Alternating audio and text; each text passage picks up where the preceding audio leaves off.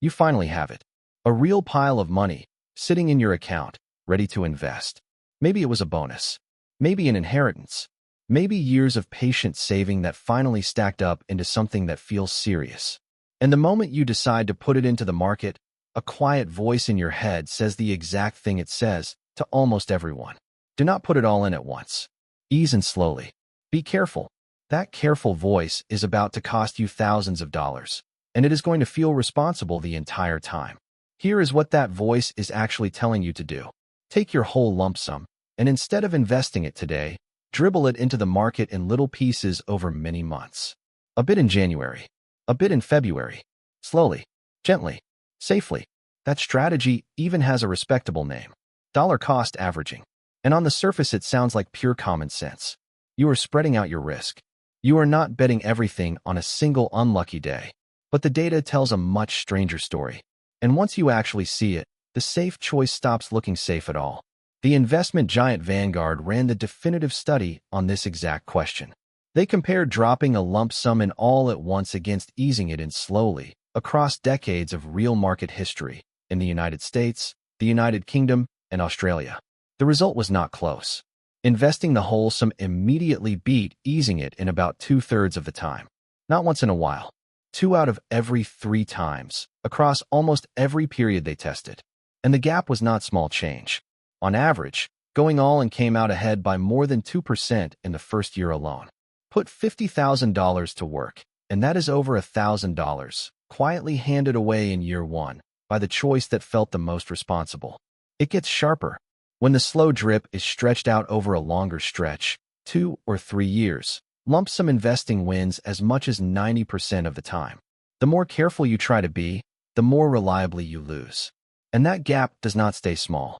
The 2% you quietly gave up in the first year does not simply vanish.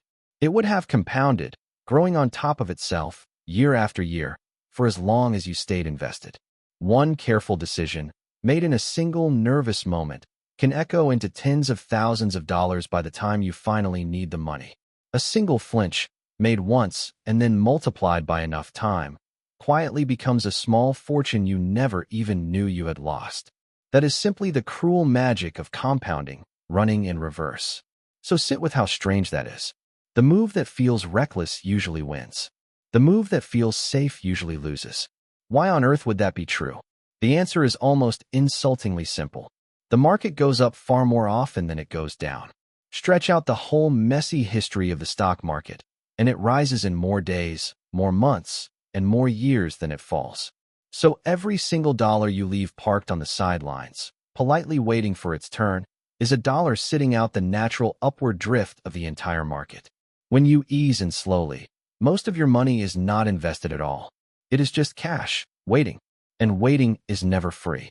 Inflation is quietly nibbling that cash while it sits, and the market is climbing the staircase without it. Decode it simply. An index fund is just a single basket that holds a tiny slice of the whole market at once, hundreds of companies in one purchase. The instant you actually buy in, your money starts working for you. Until then, it is only standing on the shore, watching the tide roll in without it. And notice what this is not. This is not about picking the perfect stock, or being some kind of genius, or staring at charts all day long. Buying the whole market in one single basket is the opposite of clever. It is boring on purpose. The only real skill it quietly asks of you is the willingness to begin, and then the patience to leave it completely alone. And there is a brutal little detail that makes the waiting even worse. The market does not rise in a smooth, polite line. A huge share of its gains arrive in a tiny handful of explosive days, and those days love to show up right after the scary crashes, exactly when the careful investor is still frozen on the sidelines waiting to feel safe. Miss just a few of the market's best days across the years, and your long-term returns can be cut nearly in half. You are not avoiding risk. You are hiding from the very days that do all the work. And history keeps hammering the same stubborn point home. The market has crashed before, again and again.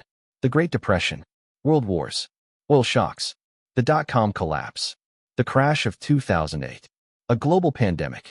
Every single time, it genuinely felt like the end of everything.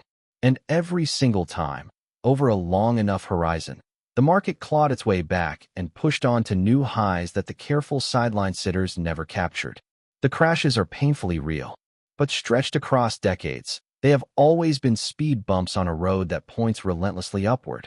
Picture two people who each inherit the same $50,000 on the very same morning. The first, nervous and careful, decides to ease it in over a full year, a little piece each month. The second takes one deep breath and invests all of it that same week. 12 months later, on average across history, the careful one is staring at a smaller balance, quietly wondering why playing it safe somehow left them behind. Same money, same year, same market. The only real difference was how long their money was actually allowed to work. But the careful voice still has one more move. What if you invest it all today, it whispers, and the market crashes tomorrow? It is a fair fear.